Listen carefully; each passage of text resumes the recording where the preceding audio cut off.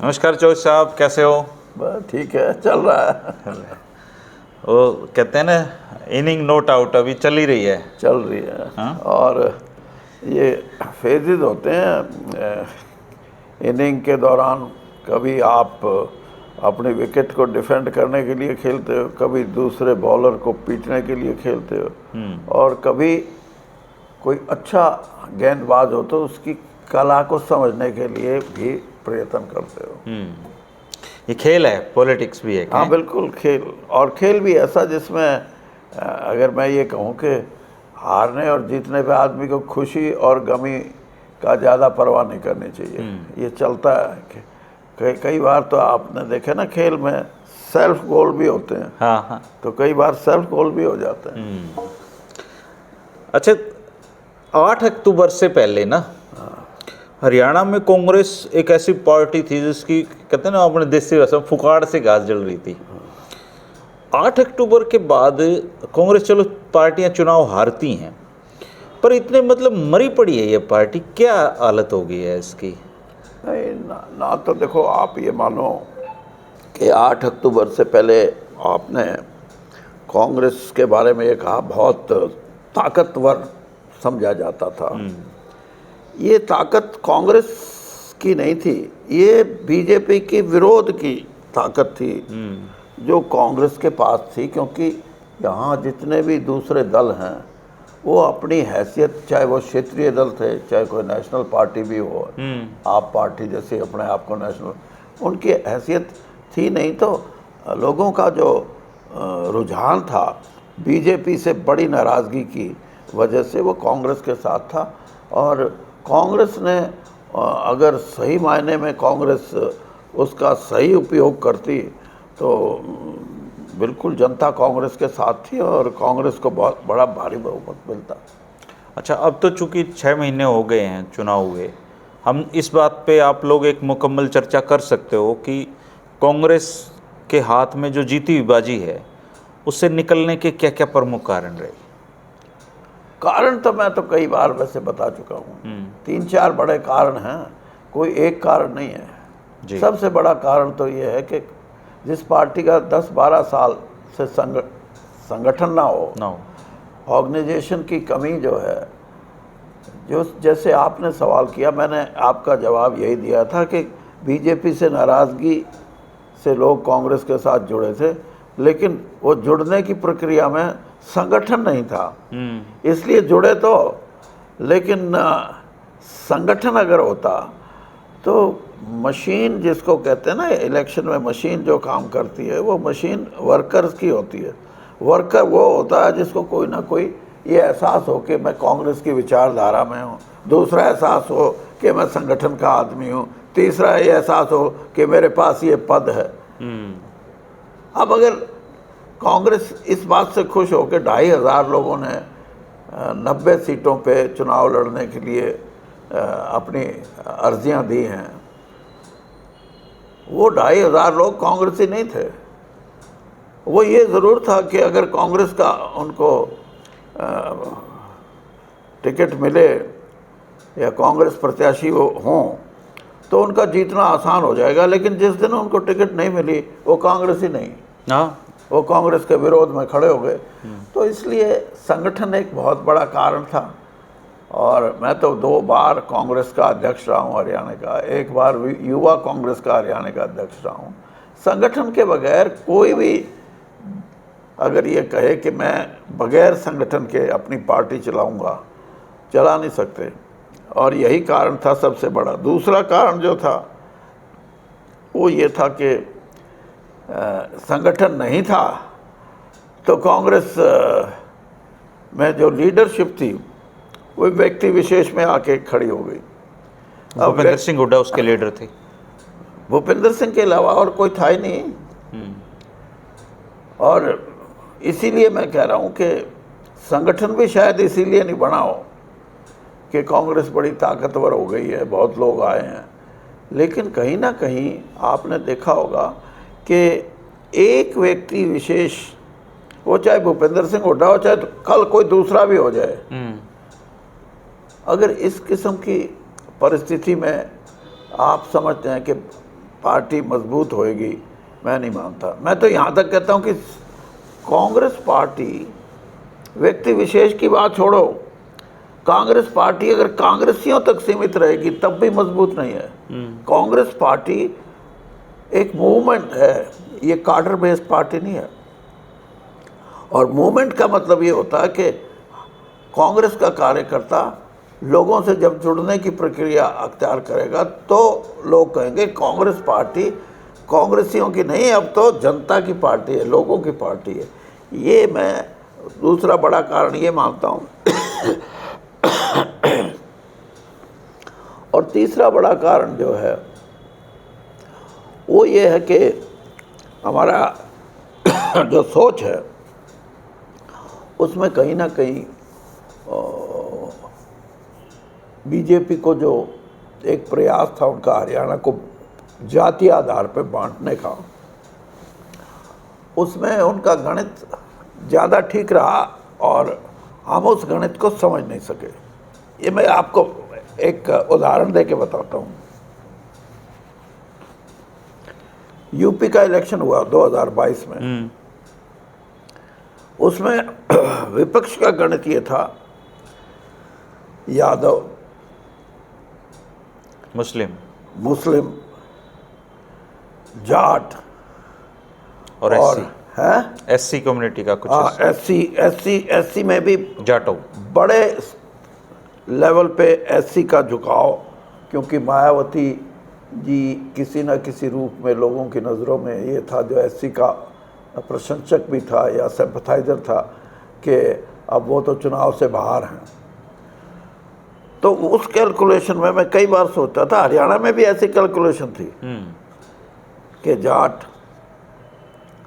और एससी और अपना मुस्लिम वोट, ये कुछ ऐसा कैलकुलेशन था। और आपने देखा होगा किसान आंदोलन के बाद जो जीटी रोड है उस पे जो पंजाबी मतदाता था, सिख खास तौर पे, और सिखों में भी जो ज़मीन का मालिक था वो भी बीजेपी का विरोधी हो गया था।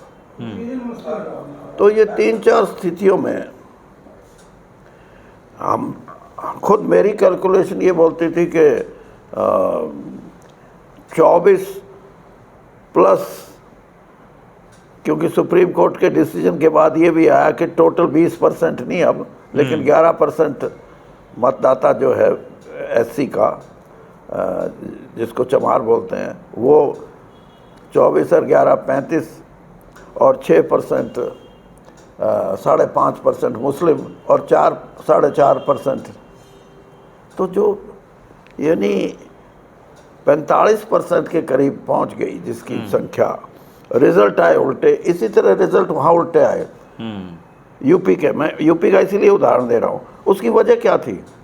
उसकी वजह ये थी कि 3 चीज़ें बीजेपी को सपोर्ट करती थी। एक तो बीजेपी ने कास्ट लाइन की जो राजनीति थी वो 2 चीज़ें देके ख़त्म कर दी। एक तो 5 किलो अनाज, यानी कोई ये कहे कि 80 लाख परिवार यूपी के 5 किलो अनाज लेते हैं, तो कम से कम 4 करोड़ ऐसे आदमी हैं जिन्होंने, जो हर जाति के हो सकते हैं, किसी के भी हो सकते हैं। तो जाति का जो एक इकट्ठा होने का था उसको कमज़ोर कर दिया। 5 किलो अनाज लेने वाला हर जाति से हो सकता है। और दूसरा जो उनका प्रचार प्रसार था वो यहाँ तक सीमित नहीं था। उन्होंने जो अल्पसंख्यक समुदाय को इस तरह दर्शाया जिस तरह के कई बार गुजरात में वो दर्शाते रहते हैं, क्योंकि गुजरात तो लैब है भारतीय जनता पार्टी और आरएसएस की सोच की। और वहाँ क्या लैब क्या बोलती है कि जो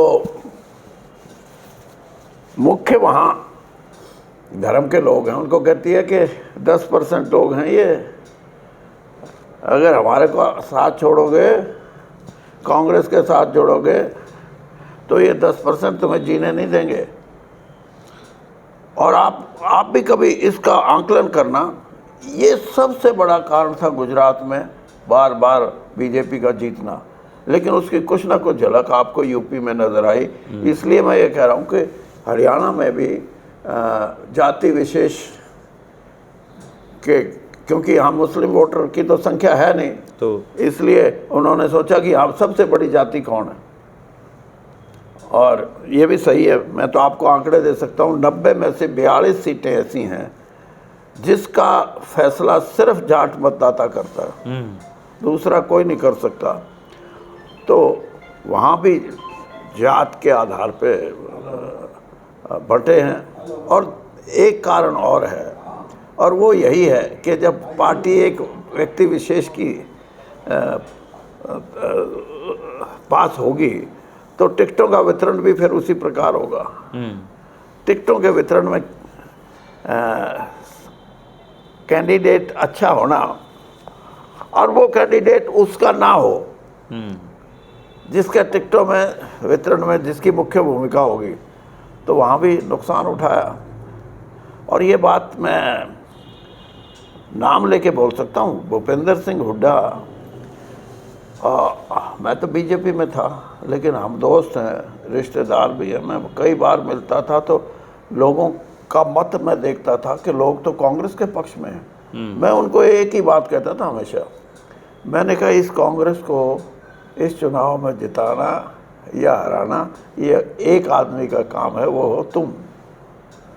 अब तुम क्या निर्णय लेते हो कि आप ये समझ के निर्णय लेते हो कि ये प्रत्याशी है, ये तो मेरा है, और दूसरा प्रत्याशी आपका नहीं है लेकिन वो भारी है, तो उसको छोड़ के आप मेरे को लोगे तो उसका नुकसान पार्टी को होगा, और उसका नुकसान आपको भी होगा, वो भूपेंद्र सिंह हुड्डा को भी हुआ, वो कांग्रेस को भी हुआ।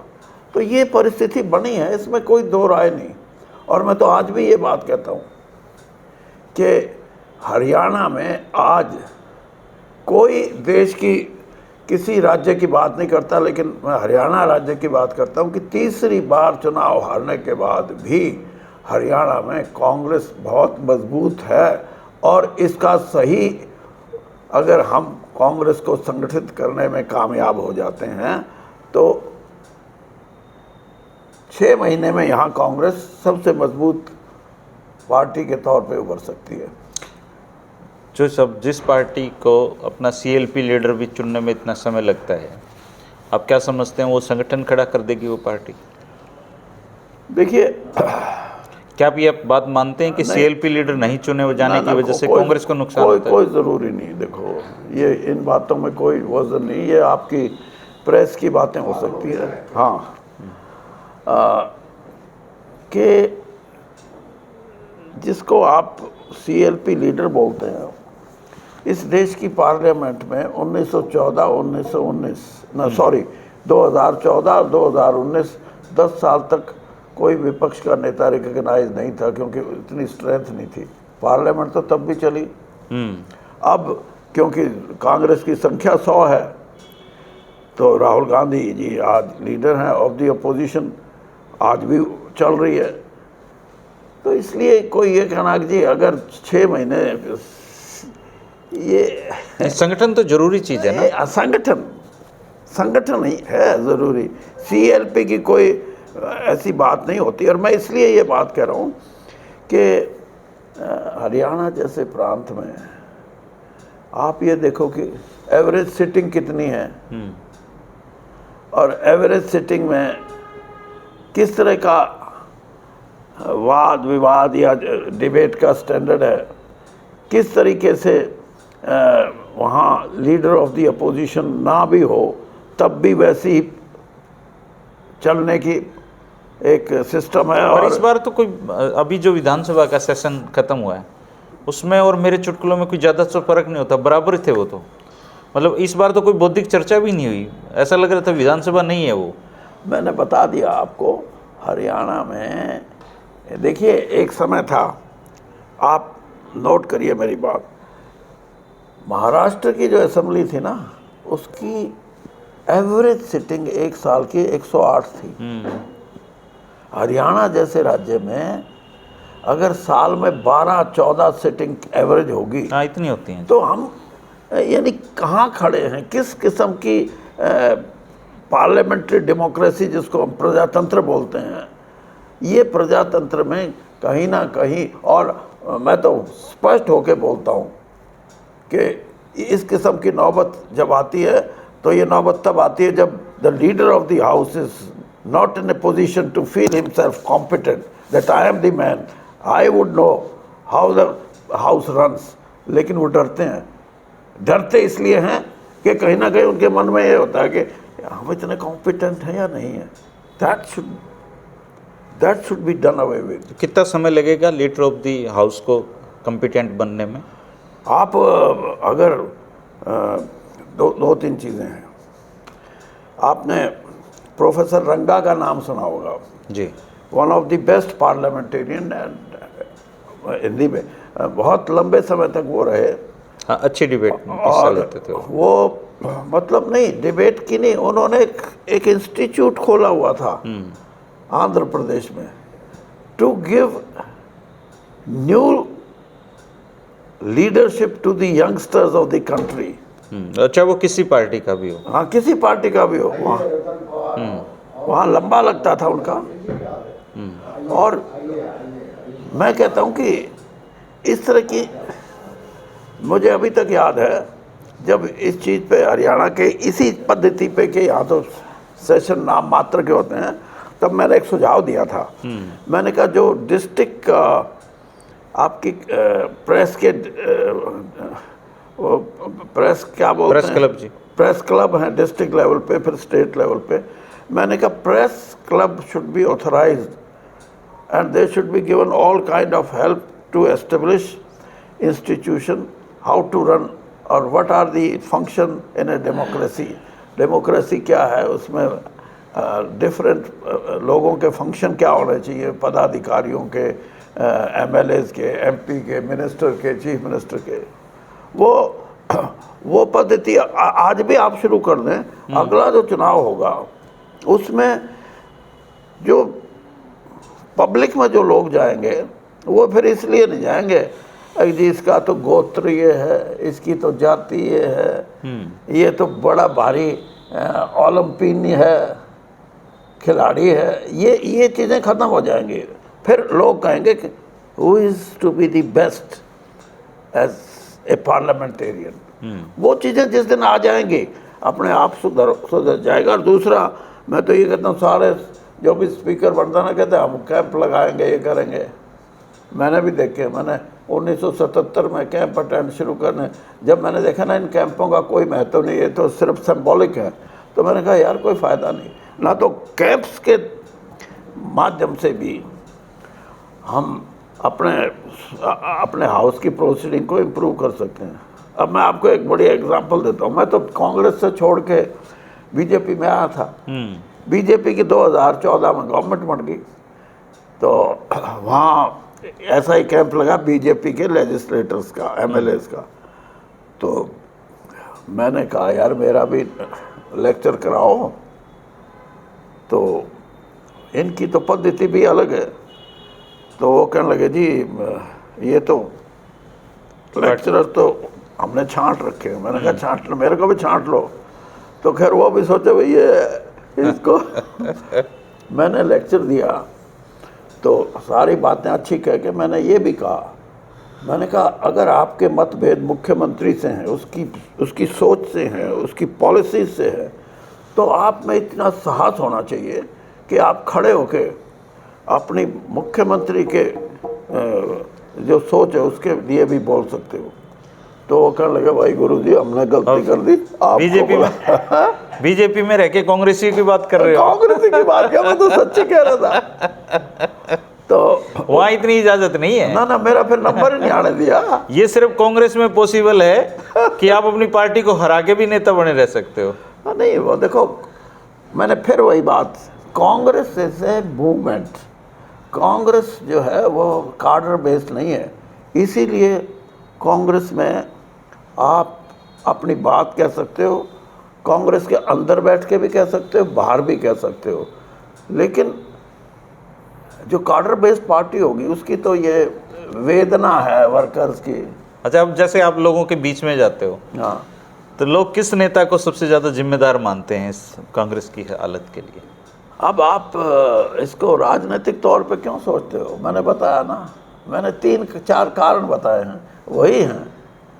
आप अब नेता की बात ये नहीं होती, नेता तो मतलब जब हार होती है तो जिम्मेदारी सबको थोड़ी बहुत ज़्यादा जाती है, और जब जीत होती है तो भी जानी चाहिए, लेकिन तब उसका फ़ायदा एक ही उठाता है।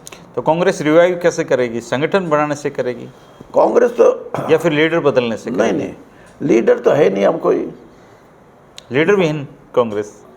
लीडर वही नहीं है, they are in the waiting कि भाई किसको बढ़ा कांग्रेस पार्टी वेटिंग है कि किसको बनाए।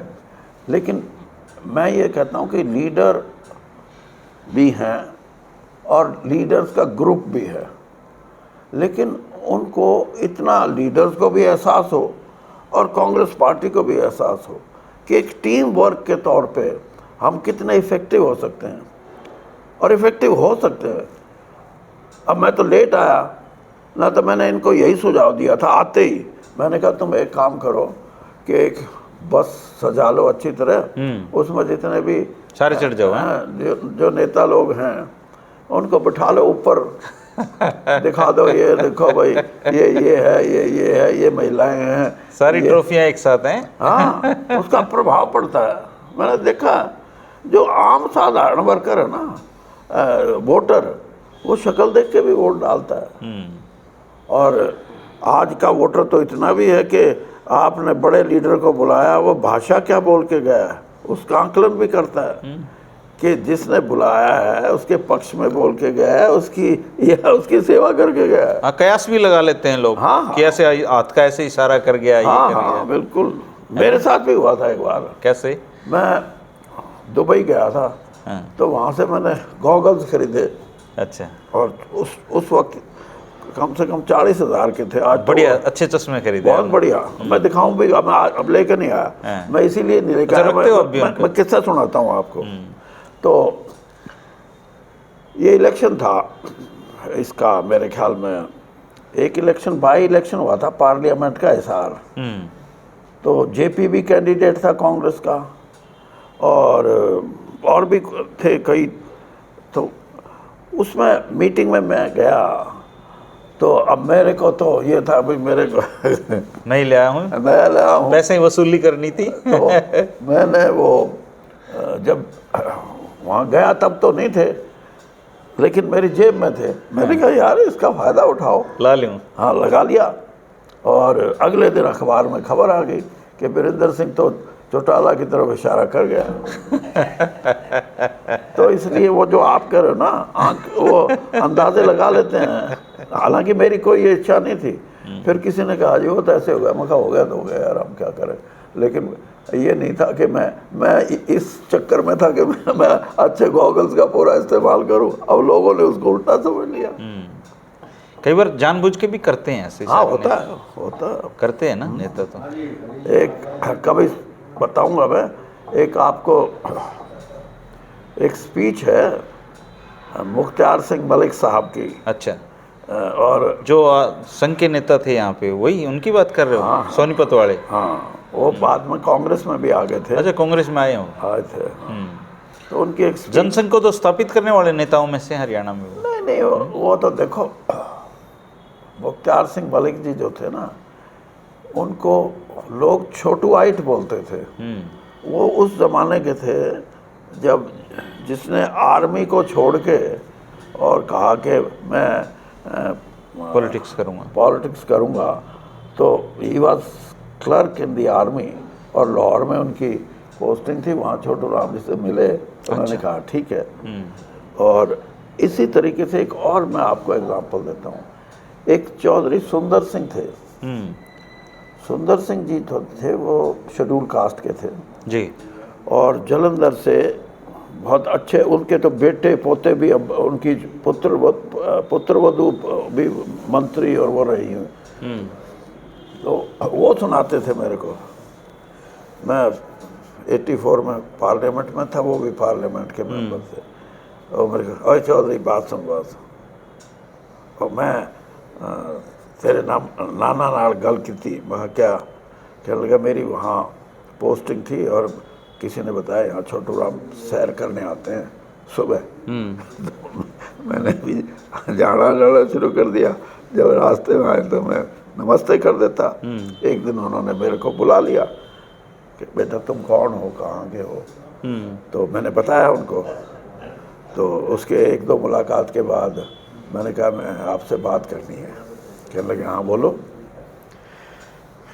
कहने लगे मैं सर्विस छोड़ के, वो भी आर्मी की सर्विस में थे, और मैं राजनीति में आना चाहता हूँ, पॉलिटिक्स, और आपकी पार्टी में शामिल कर दो, मेरे करवा लो।